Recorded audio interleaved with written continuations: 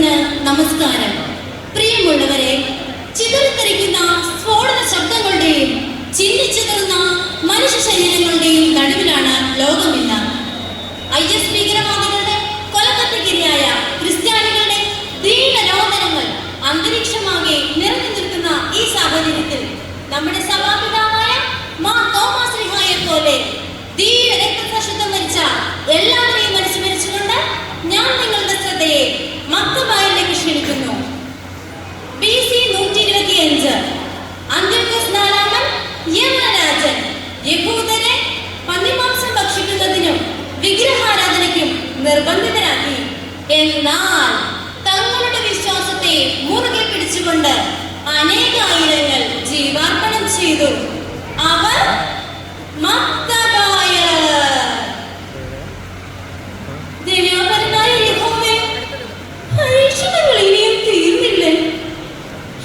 ശിക്ഷിക്കാൻ മാത്രം എന്ത് തെറ്റാണ് ഞാൻ ചെയ്തത്? യഹൂദരുടെ ദൈവത്തെ അതിനൊക്കെ സ്നേഹിച്ചതാണോ ഞാൻ ചെയ്ത തെറ്റ്?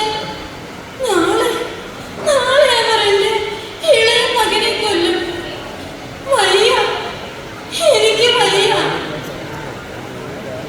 മുനി, നാളെ അവൻ നിന്റെ ഇളയ മകനെ കൊല്ലും. പറചട്ടിയിലിട്ടാണോ അവനെ?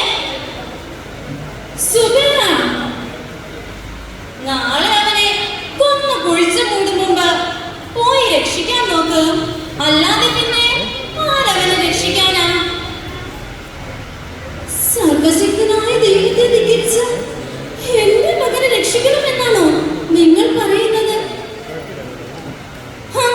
സർവശക്തൻ പോലും വിജാതിയുടെ രാജാവ് സ്വന്തം മകനെ കുരുതി കൊടുക്കുന്നത് കൈയും കെട്ടി നോക്കി നിൽക്കുന്നതാണോ നിന്റെ ദൈവത്തിന്റെ സർവശക്തി? അല്ല സുബേര, അല്ല. ചെങ്കടലിനെ രണ്ടായി വിഭജിച്ചു ഈജിപ്തിന്റെ അടിമത്തത്തിൽ നിന്ന് നമ്മെ മോചിപ്പിക്കുകയും ചെയ്ത യഹോവയെ മറന്നെന്നാണോ നീ പറയുന്നത്? ഈജിപ്തിന്റെ അടിമത്തത്തിൽ നിന്ന് മോചിപ്പിച്ചത് മരുഭൂമിയിലെ വിജനതയിൽ കൊണ്ടുവന്ന് കൊന്നു കുഴിച്ചു മൂടാനായിരുന്നില്ലേ? അല്ല സുബേര, അല്ല. മരുഭൂമിയും മഞ്ഞയും കാടുപക്ഷിയും എരിവേലും ദാഹജലവും നൽകിയത് നീ മറന്നോ? കാണാമറിയത്ത് അത്ഭുതങ്ങൾ പ്രവർത്തിക്കുന്നവനെന്റെ അന്ത്യോക്യസിന്റെ മുന്നിൽ ഒന്നും പ്രവർത്തിക്കാതിരിക്കുന്നത്? അത് നമുക്കുള്ള ശിക്ഷയായിരിക്കും. ശിക്ഷ പോലും. ഇന്നലെ 2 പിഞ്ച് കുഞ്ഞുങ്ങളെയാ അവരുടെ സ്വന്തം അമ്മമാരുടെ കഴുത്തിൽ കെട്ടി തെരുവിലൂടെ വലിച്ചിഴച്ചു കൊന്നത്. യഹോവയുടെ നാമത്തിൽ അവർക്ക് കിട്ടിയ സമ്മാനം. സുബേര, രക്ഷിക്കാൻ കഴിയാത്ത വിധം ദൈവത്തിന്റെ കരം മുറിഞ്ഞുപോയിട്ടില്ല. ശിക്ഷിക്കാൻ വേണ്ടി മാത്രമായി അവിടെ നാരെയും വേദനിപ്പിക്കുകയുമില്ല. നേരം വെളുക്കാറായി. കൊന്നു കുഴിച്ചു മൂടും മുമ്പ് വംശം നിലനിർത്താനെങ്കിലും നീ പോയി അവനെ രക്ഷിക്കാൻ നോക്ക്. ഇല്ല, ഇല്ല. സർവശക്തനായ ദൈവത്തെ ധിക്കരിച്ച ബാൽദേവനെ ആരാധിക്കാൻ ഞാൻ അവനോട് പറയില്ല. അല്ലെങ്കിലും നിങ്ങളത് പറയില്ല. അതിന് നിങ്ങളൊക്കെ ഒരമ്മയാണോ? മക്കളൊക്കെ ചത്തും ഇനിയും മത്സരിക്കാൻ നിങ്ങൾ ഒരു സ്ത്രീയാണോ? കൊല്ല, എല്ലാത്തിനെയും കൊല്ല. ഞങ്ങൾ ഇറങ്ങുന്നു. അവർ പറഞ്ഞത് ശരിയ. എന്റെ മകൻ, എന്റെ ഇളയ മകൻ, അവൻ എന്റെ കള്ള. നൊന്ത് പെറ്റ മകനെ പിരിയാൻ എനിക്കാവില്ല. ദൈവത്തെ ധിക്കരിക്കാനും എനിക്ക് പറ്റില്ല. ദൈവമേ, ഞാൻ എന്ത് ചെയ്യും? ഹേ പീറത്തള്ളേ, ഞാൻ പറഞ്ഞതനുസരിച്ചാൽ, ബാൽദേവനെ ആരാധിച്ചാൽ, പന്നിമാംസം ഭക്ഷിച്ചാൽ, പണവും സമ്പത്തും നൽകി നാം നിന്നെ ആദരിക്കും. മറിച്ച് ധിക്കരിക്കാനുള്ള ഭാവമെങ്കിൽ എന്റെ പടയാളികളുടെ ക്രൂരതയുടെ ചൂട് നിന്റെ മകൻ അറിയും.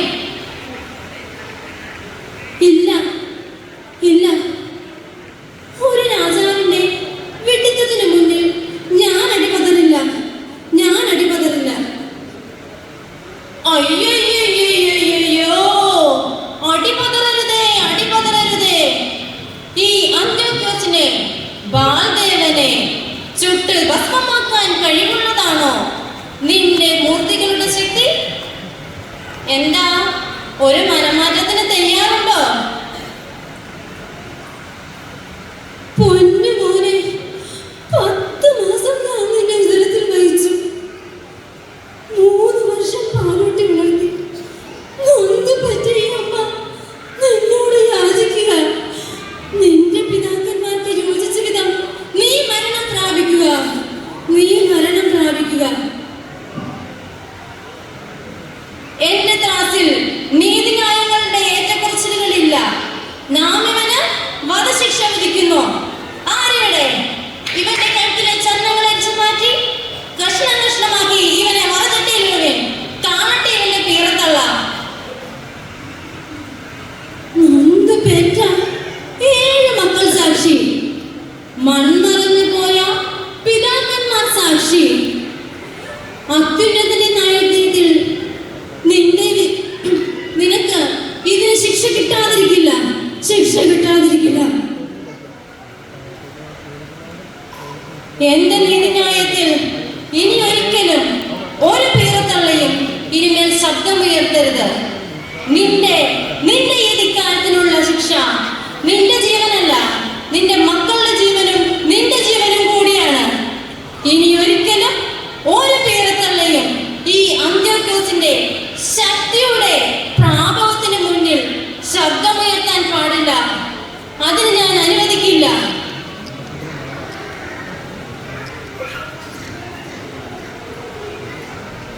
രക്ഷകനായ യേശുക്രിസ്തുവിൽ വിശ്വസിച്ചുകൊണ്ട് നമുക്കും അവനോടൊത്ത് മുന്നേറാം. നന്ദി.